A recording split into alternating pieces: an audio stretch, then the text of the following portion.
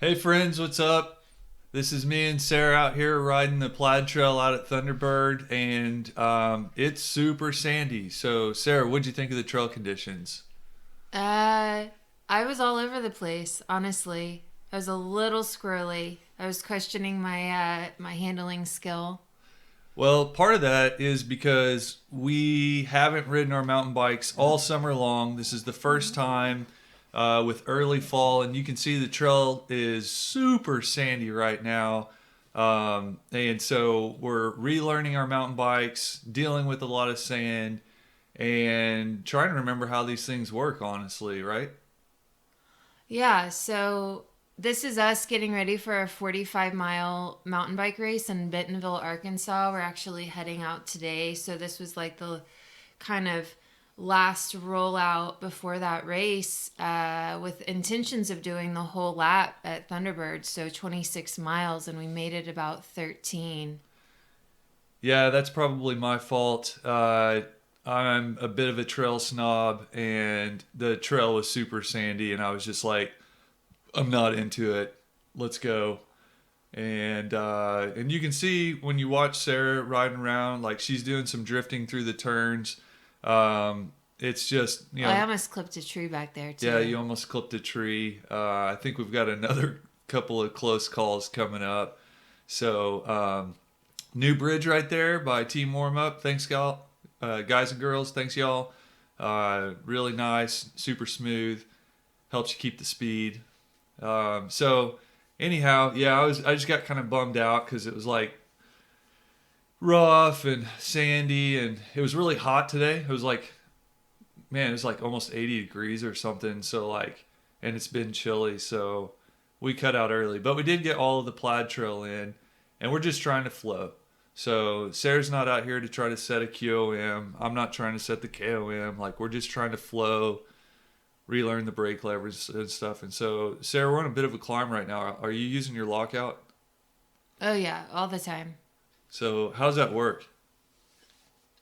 So yeah, I have an XLock on that bike. So with one remote lever, I can actually lock out the front and the rear suspension. So any type of climb, I'm gonna lock that out, and as soon as I hit the top of that climb, I'm gonna unlock it.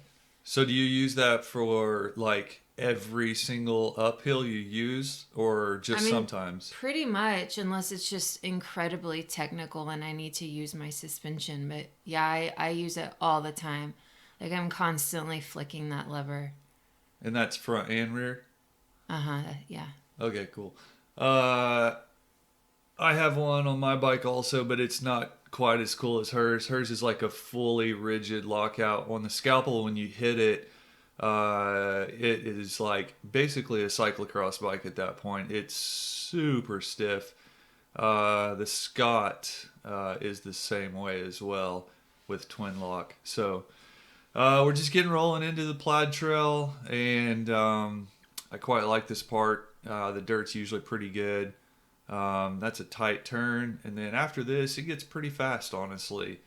And you got to be careful not to clip any trees. I mean, you can see Sarah's had a lot of close calls with trees. I think you did end up clipping a tree. Was that in the Plaid Trail, or was that at another time? I just got caught up in the V tree.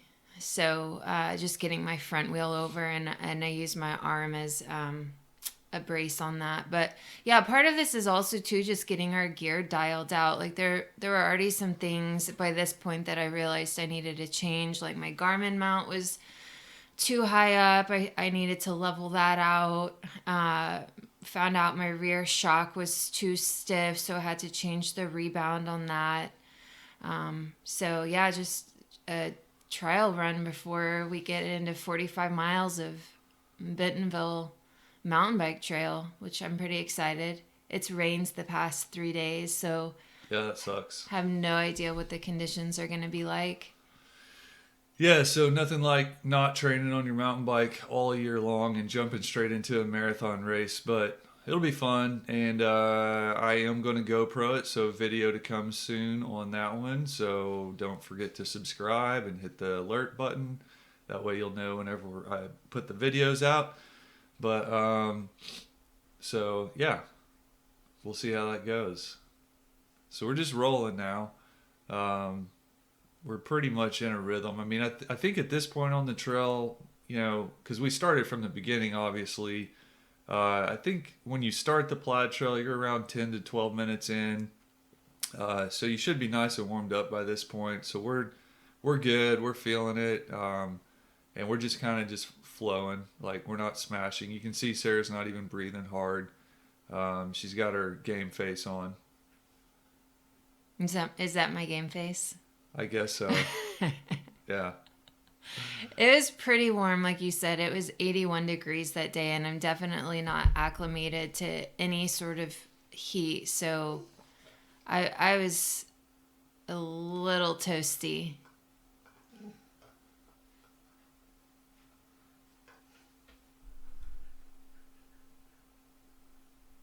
So do you feel like we're pressing the pace at all, or how do you feel right now?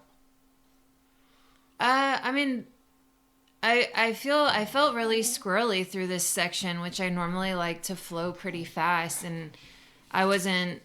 I just wasn't really on my A game. Like, there were a lot of close calls. Well, I mean, how much of that do you think was due to not riding your mountain bike, and how much was the sand? I'm sure it was D. Like, all of the above, all the factors, maybe just a little off that day.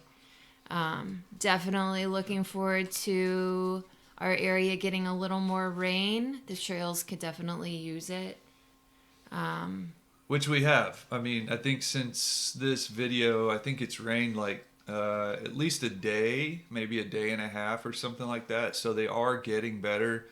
I'm personally looking forward to the leaves falling and more moisture so that the dirt gets a bit tackier. Because you can't, like, when it's dry like this and super sandy, for those of you that don't ride Thunderbird all the time, like, you can only go so fast. Like, it's like you go fast and then you hit a turn, there's a bunch of sand, and you're just basically along for the ride through that sand. So it's got a terminal velocity right now.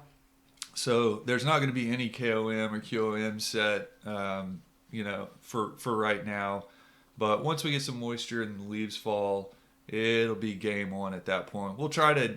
Our goal is to do a whole video and like trade turns leading and following, so that you can get a view of what the whole trail is like. And for those of you who have never ridden it in full succession, that way you can know. Because I've had a lot of people at the shop ask, like, I've ridden this section, I've ridden the green, I've ridden the blue, I've ridden the gold, but I've never put it all together, and I'm not really sure where this turn goes. So we're going to do the whole thing at some point, and then that way you can just watch that. But I'm not going to do that we're not going to do that until the dirt gets a little better for sure and the temperature cools down. Part of it's tire pressure too. I was definitely running too much tire pressure front and rear. I think I was like 21 rear and 20 front, and I probably could have dropped it down to like 19 rear, 18 front. How much do you weigh, Sarah, so people can know? So I weigh 124 pounds. And what tires are you running? I've got the Schwalbe Race Series tires on. So, like the Racing Ray, I believe, is the model I'm running. Front and rear, or just on the back? I think I have a Racing Ray and a Racing Ralph, maybe. Yeah, I think it's Ralph front, Ray rear. Is that right? I'd have to look. Yeah. So she's got some pretty lightweight tires, but Sarah's a lightweight herself. So, if you weigh over 200 pounds, that's probably a bit on the low pressure side for you. I weigh 180 pounds, and I think today I was running about 23, 24. And I run the Continental Trail Kings. So they're super light tires actually also.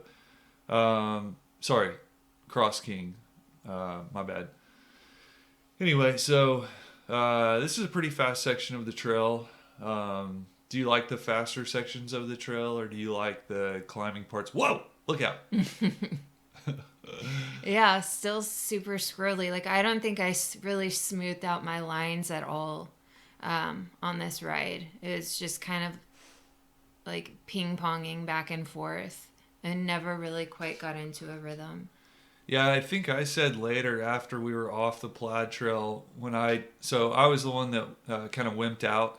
I pulled the plug on us, and I remember saying, I'm just not feeling it. Like I don't like the trail condition today. I don't like I'm not feeling my bike. So I think we were both just kind of in that mindset, and we've been thankfully super busy at the shop. So like our headspace has been a bit jumbled. A lot of just like keeping the throttle down. Normally this time of year it starts to slow down, but we've been and we're super thankful for it. We've been just pinning it nonstop. So we got a late start. Normally we start early, so we were just kind of not there in the head. That's always a tight tree right there at the end of that. So we're on the dam side at that other trailhead roughly right now. I'm pretty sure I'm coming up on a super close call somewhere through here. Oh yeah. Right. Oh, Whoa. yeah. Yeah. That family of hikers probably threw you off just a little bit. They were nice. I did later on, not on the Plaid Trail. Oh no, that was a different set of hikers actually. I almost smoked somebody. They were walking backwards on the trail on a blind downhill, and I think I scared them pretty bad. But everyone was okay. Yeah, I think this is a good point to say. We're always super courteous towards other riders and walkers on the trail, just giving them, plenty of notice that we're coming up behind them, slowing way down if we need to. I think that that's really important stewardship. Just trail use, like being kind to everyone else out on the trail and not always being in such a hurry. Yeah, and y'all have heard me say this in some of my other videos before, but if you don't have it, get a spur cycle bell. We do sell them at the shop. I'm sure other shops sell them too. Um, it's the nicest way to tell somebody you're coming. And it's like instead of like trail, it's more like top of the day. May I pass, please? Like, get yourself a good bell. It makes such a difference when you're interacting with hikers and runners and slower cyclists and things like that. So, but always be kind. Even if they're going the wrong way on a trail and not paying attention, remember that somebody out recreating outdoor, and they may not know that the trail even has a direction. Like, it's not super easy to know these things ahead of time.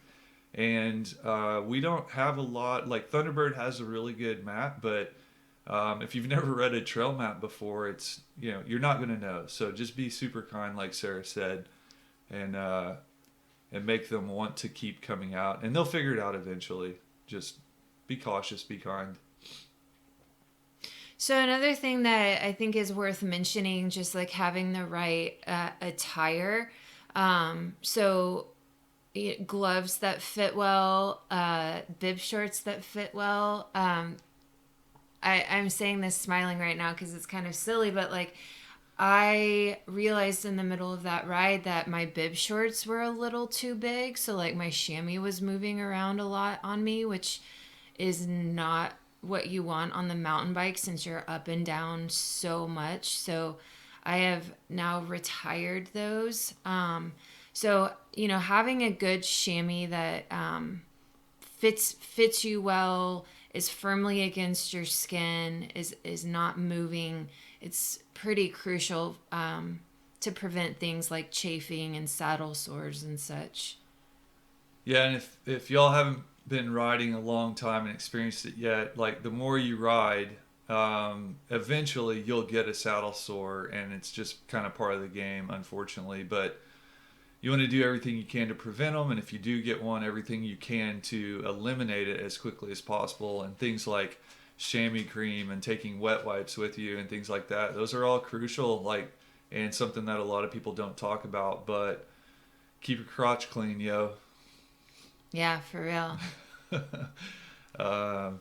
So good shorts are worth every penny. Like, we try to be fruitful, use our $10 off coupon at the grocery store, those types of things. But when it comes to chamois shorts, Spend it all. Spend all the money. It's totally worth it. Fruitful or frugal? Frugal. Yeah, that's what I meant. Well, we eat a lot of fruit too. We like fruit. Yeah. So I'm not exactly sure where we're at on the trail. I haven't been paying super close attention, honestly. Yeah, so at this point, we're heading back west. So we did that short, steep climb out of that little ravine. Oh, okay. Yeah, I like this section. This gets pretty fast and flowy. There's a couple of I guess we're on a climb right now, probably. So you're probably fully locked out. Yeah. And then you got some like downhill flow with some little bump jumps that aren't really jumps, but they are if you want to make them that way. And then you got that plate rock coming up too eventually that I love to manual off of. So here we go. I'm a little concerned by this point. Like, I'm definitely already starting to feel a little gassed on the climbs, which makes me nervous about the race tomorrow. I mean, I guess it's going to be what it's going to be at this point, but I'm definitely going to be hurting. Sarah always does this, y'all. She doubts herself a ton. She doesn't train, and then once the race starts, like, it's on. As soon as she starts passing dudes, it's like fuel for the fire. It becomes a game for her, so don't feel bad for her. I think the key there is the training part. Yeah. Yeah. I don't train as much as I should. Training starts tomorrow. Training starts tomorrow, sure enough. Yeah. It is that time of year. It's early fall, so if you haven't been training or been slacking, it's time to start building again. So if you need to figure out how to do that, come talk to either one of us at the shop. Even though Sarah hasn't been following her regiment, she does know the process well. We've done it lots of times for many years, so we can help you with that. You have some free trainer road trials to pass around if anybody wants to try Trainer Road. I have tons. I think you've got a couple also. Sure. Yeah, surely. Yeah. This turn is super fast, but again, it's just dry and dusty, so you can only go so fast. But in the wintertime, you can just about ride that like you're on a MotoGP bike.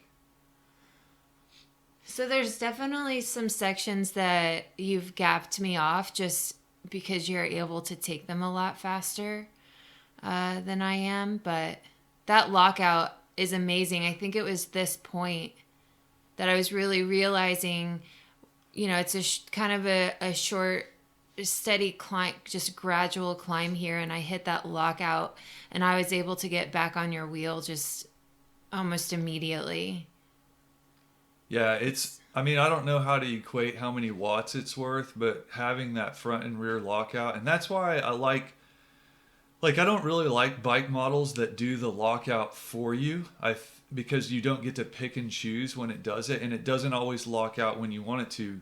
But when you have one on the handlebar that you can say lock out now, whether there's a rock there or not, it's amazing. It's literally like hitting a turbo boost. So that's one of the most under talked about features on some cross country bikes or down country bikes. That is just like, I wouldn't have a bike without it anymore personally. Do you think you could do without it now? No, it's a remarkable feature, especially for the local cross country trails that we have, Lake Thunderbird, Lake Stanley Draper. I mean, out at Draper, I have it locked out almost the whole trail, honestly. Yeah. St. Crispin's. Oh, yeah, like that wide open climb at St. Crispin's. Mm-hmm. Yeah, that's a big one. Yeah, Draper, you don't really need like any suspension at all. It's pretty much glass smooth, so no problem there. So, what bike are you riding on right now? Mine's an older bike. Mine's a 2017 Cannondale Bad Habit, which was a mid-fat 120 travel bike that I converted to a 2.9. And I have changed the damper in the fork to have a low speed compression adjustment plus a lockout. So it's a Pike RCT3. It was just a Pike.